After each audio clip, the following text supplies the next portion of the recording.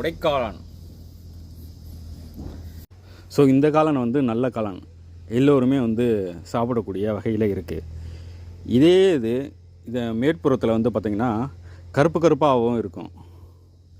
கீழ்ப்புறத்தில் இந்த கோடு போன்ற அமைப்பு இருக்குது பார்த்திங்களா, அதுவும் வந்து பார்த்திங்கன்னா கருப்பு கருப்பாக இருக்கும்.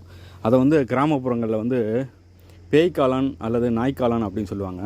அதை வந்து நாம் சாப்பிடக்கூடாது, அது வந்து விஷத்தன்மை வாய்ந்தது. இப்போ நம்ம என்ன பண்ண போகிறோம், இது இயற்கை முறையில் உருவான இந்த காளானை வந்து நம்ம ருசிக்க போகிறோம். வாங்க போகலாம்.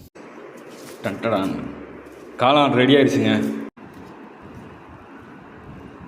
வாவ், பாருங்க நண்பர்களே, இயற்கையாக கிடைக்கக்கூடிய அற்புத பலன்கள் நிறைந்த இந்த கொடைக்காளான் வந்து எல்லோருமே பார்க்குற இடத்துல பறித்து சமைச்சு சாப்பிடுங்க. பல மருத்துவ குணங்கள் நிறைந்தது.